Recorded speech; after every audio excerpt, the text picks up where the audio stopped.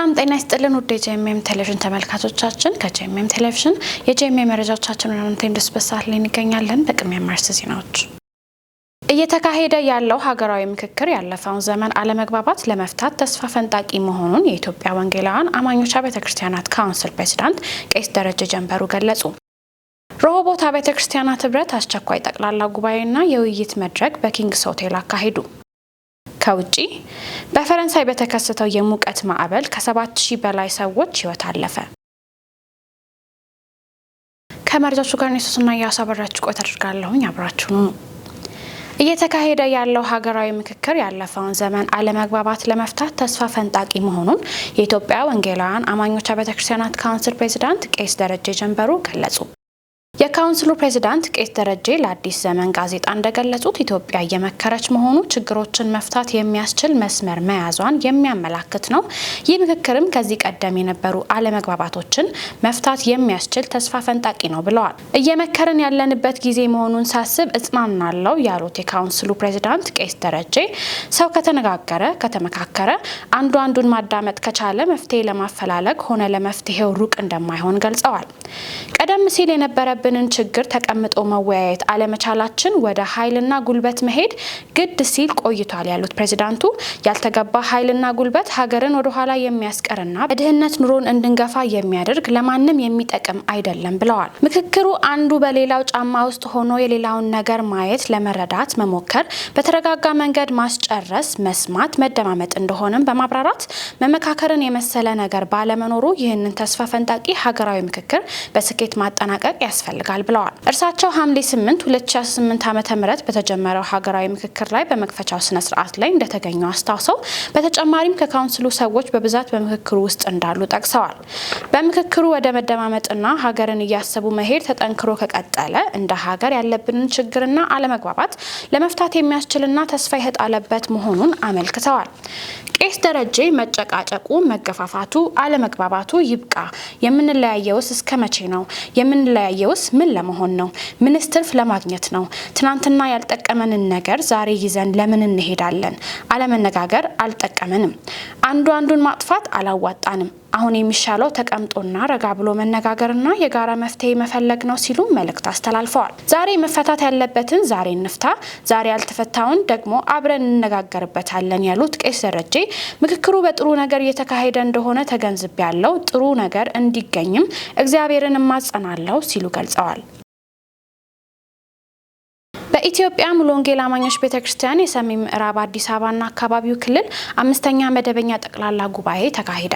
የሰሜን ምዕራብ አዲስ አበባና አካባቢው ክልል 5ኛ መደበኛ ጠቅላላ ጉባኤ ተጀመረ ሲሆን የቤተ እምነቱ ምክትል ፕሬዝዳንት፣ የክልሉ ፕሬዝዳንትና ከ88 አጥቢያዎች የተውጣጡ 85 የቤተ ክርስቲያን መሪዎች ተገኝተዋል። ነሐሴ 13 2018 ዓ.ም የተካሄደው ይህ 5ኛ ጠቅላላ ጉባኤ በጸሎት የተከፈተ ሲሆን የክልሉ ፕሬዝዳንት መጋቢ ሰለሞን በንቲ የእንኳን ደህና መጣችሁ ንግግር በማድረግ መልእክት አስተላልፈዋል። በዘማሪ ታማኝ ሙሉነ ዝማሬ ቀርቦ ጉባኤው እግዚአብሔርን አምልኳል። በመቀጠልም የቤተ እምነቱ ምክትል ፕሬዝዳንት የሆኑት መጋቢ ለውየው ስንሻው ነህምያ ምዕራፍ 1 ከቁጥር 1 እስከ 18 ያለውን ቃል በመጥቀስ የታድሶ ከሳች መሪ በሚል ርዕስ የእግዚአብሔርን ቃል ያካፈሉ ሲሆን የታድሶ ከሳች መሪ በመረጃ የተገነባ በጸሎት በልዑል እግዚአብሔር ፊት የሚንበረከክ በተግባር ንስሐ የሚመለስ ምቾቱን የሚተው መስዋዕትነት የሚከፍል የሚሉ ነጥቦችን በማንሳት የጊዜውን መልእክት አካፍለዋል። እንዲሁም በክልሉ ላይ ጌታ እያከናወነ ያለውን መልካም ስራዎች በማድነቅ መሪዎችን አበረታተዋል። በመቀጠልም የክልሉ ስራ አስኪያጅ ኮሚቴ ሰብሳቢ የሆኑት መጋቢ ጌታቸው ታሪኩ ምልዓተ ጉባኤው መሟላቱን አረጋግጠው 5ኛ መደበኛ ጠቅላላ ጉባኤውን በይፋ አስጀምረዋል። በክልሉ ፕሬዝዳንት በመጋቢ ሰለሞን በንቲ የ2018 ዓ.ም የፋይናንስና የስራ ክንውን ሪፖርት የቀረበ ሲሆን የ2019 ዓ.ም በጀት ዓመት እቅድ ቀርቦ ጉባኤው በሙሉ ድምጽ አጽድቆታል። እንዲሁም ከክልሉ በቀጣይ ሊሰራ ያሰበውን ለቢሮና ለተለያዩ መንፈሳዊ አገልግሎቶች የሚሰጥ ዘመናዊ ህንጻ ዲዛይን ለጉባኤው ቀርቦ ጌታ ነገር ሁሉ መከናወን እንዲሰጥ ጸሎት ተደርጓል። በቤተ እምነቱ የልጆች ወጣቶችና የቤተሰብ አገልግሎት ኃላፊ በሆኑት በመጋቢ ኤርሚያስ ገብረመድን ወጣቶች የት ናቸው በሚል ርዕስ ጥናታዊ ጽሑፍ የቀረበ ሲሆን ቤተክርስቲያን ከምንጊዜም በላይ ወጣቶች ላይ ትኩረት አድርጋ መስራት እንዳለባት አጽንኦት የተሰጠበት ሲሆን ውይይት ተደርጎ የተለያዩ ሀሳቦች ተነስቶ ለመሪዎች ዋና አጀንዳ ሆኖ ተሰጥቷል።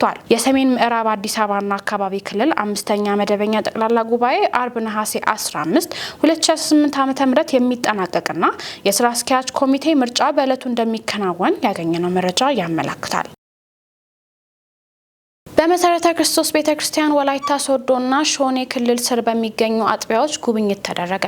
የመሰረተ ክርስቶስ ቤተክርስቲያን ፕሬዝዳንት መጋቢ ደሳለኝ አበበ፣ የህግ ታራሚዎች አገልግሎት መምሪያ ዳይሬክተር መጋቢ ንጉሴ በቀለ፣ የደቡብ ኢትዮጵያ ቀጠና ዋና ጸሐፊ መጋቢ ደነቀ ሁሴንና የወላይታ ሶዶ ክልል ዋና ጸሐፊ መጋቢ አለማየሁ አበራ በጋራ በመሆን በመሰረተ ክርስቶስ ቤተክርስቲያን ወላይታ ሶዶ ክልል ስር የሚገኙትን የአረካ አቹራና ቦዲቲ አጥቢያዎችን እንዲሁም የሾኔ ክልልና የሾኔ አጥቢያን ያካተተ ጉብኝት አካሂደዋል። መሪዎቹ በጉብኝታቸው ከአጥቢያ ሽማግሌዎች አገልግሎት ተጠሪዎችና ከክልሉ አስተዳደር መሪዎች ጉባኤ አባላት ጋር በመገናኘት ስለ አገልግሎት፣ ስለ ተግዳሮቶቻቸውና ስለ ቀጣይ እቅዶች በጋራ ተወያይተዋል።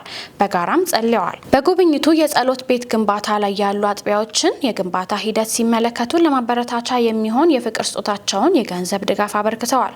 ጉብኝቱም የመሪዎችና አገልጋዮች ዘንድ ትልቅ ደስታና መበረታታትን እንዲሁም ለአገልግሎታቸው አዲስ መነቃቃትና መነሳሳትን መፍጠር ችሏል። የቤተ ክርስቲያኒቱ ፕሬዝዳንትና መሪዎች በዚህ ሳምንት በደቡብ ኢትዮጵያ ቀጠና ያደረጉት ጉብኝት በአጠቃላይ አጥቢያ፣ ክልል፣ ቀጠናና ዋናው ቢሮን በተሻለ መልኩ እንዲያያይዙና አገልግሎታቸውን በአንድነት እንዲያጠናክሩ ያደረጉ መሆኑም ተገልጿል።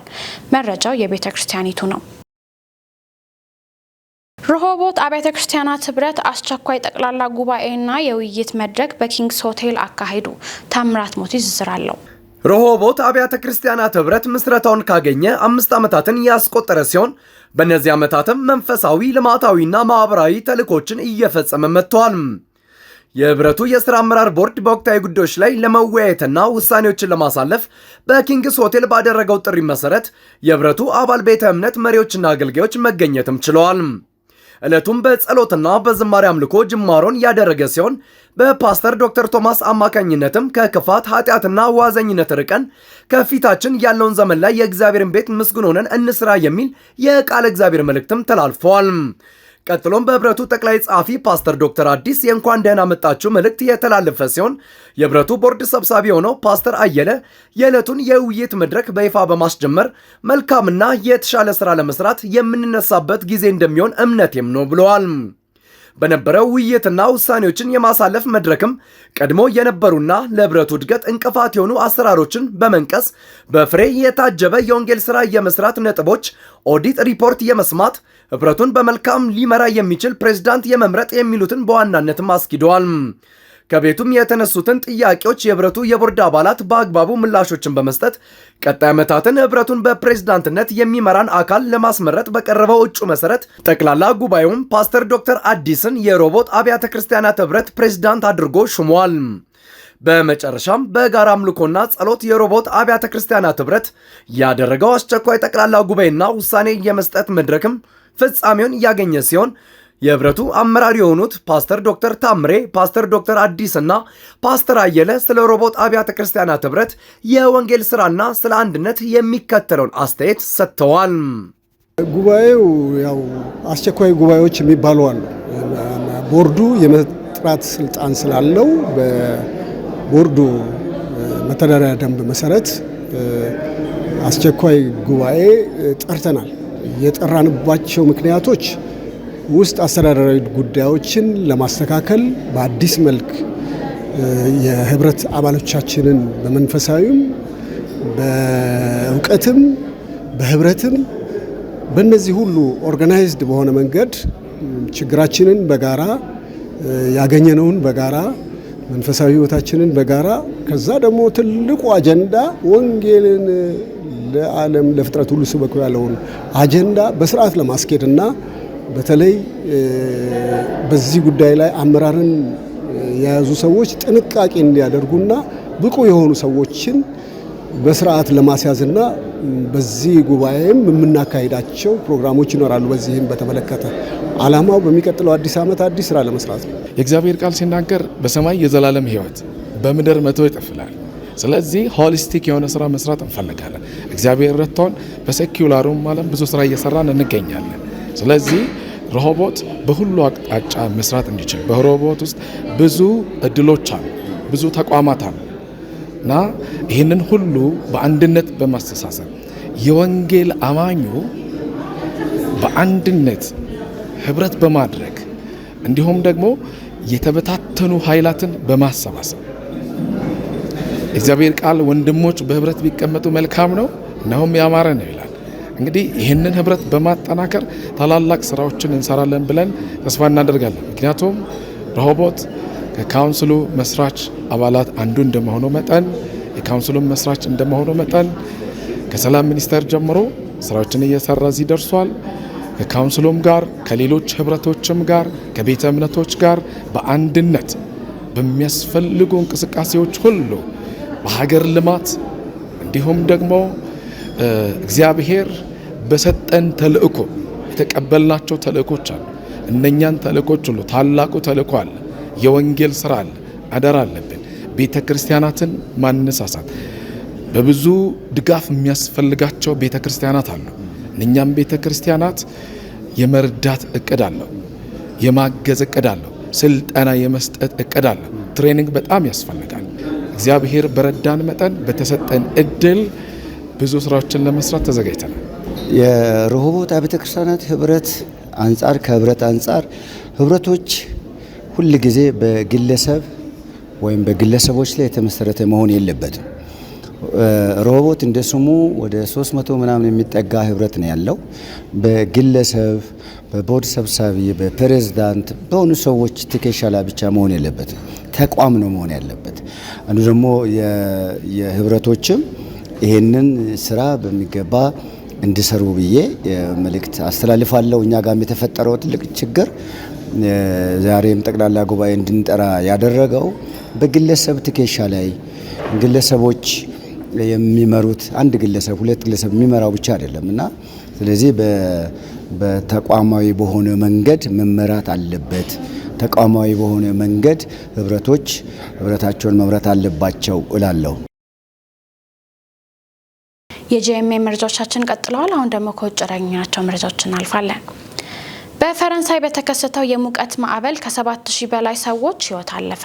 በአውሮፓ አህጉር አስከፊ የሙቀት ማዕበል የደኖች ቃጠሎና ድርቅ እየተባባሰ ባለበት በዚህ ወቅት በፈረንሳይ የበጋ ወቅት ከ7300 በላይ የሚሆኑ ተጨማሪ ሰዎች ህይወታቸው ማለፉን የሀገሪቱ የህዝብ ጤና ባለስልጣናት ይፋ አድርገዋል። የኤኤፍፒ ትንታኔ እንደሚያመላክተው ፈረንሳይ ከሰኔ ወር አጋማሽ ጀምሮ የ52 ቀናት የበረታ የሙቀት ማዕበል አስተናግዳለች።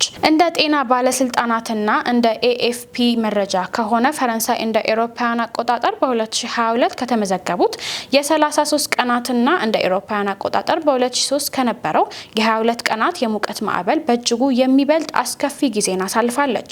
ሀገሪቱ ከሰኔ ወር አጋማሽ ጀምሮ 3 ተከታታይ የሙቀት ማዕበሎችን አስተናግዳለች። እንደ ጤና ሚኒስትሩ መግለጫ ከሆነ ከተዘገቡት ተጨማሪ የሞት አደጋዎች መካከል ወደ 3/4 የሚጠጉት ወይም 75 በመቶ እድሜያቸው ከ75ና ከዚያ በላይ የሆኑ ሰዎችን የሚመለከት ቢሆንም እድሜያቸው ከ45 በላይ የሆኑ ሁሉንም የእድሜ ክልሎችም ይነካል።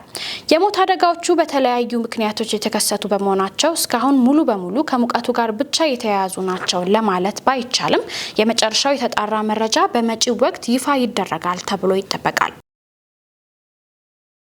በመጨረሻም የካናዳ ወንጌላውያን አብያተ ክርስቲያናት አእምሮ ህመምተኞች የታቀደውን በሕክምና የታገዘ ሞት ለመቃወም ጥሪ ያቀረቡ። ዳንኤል አንተነህ ዝርዝር አለው። የካናዳ ወንጌላውያን አብያተ ክርስቲያናት ለአእምሮ ህመምተኞች የታቀደውን በሕክምና የታገዘ ሞት ለመቃወም ጥሪም አቀረቡ።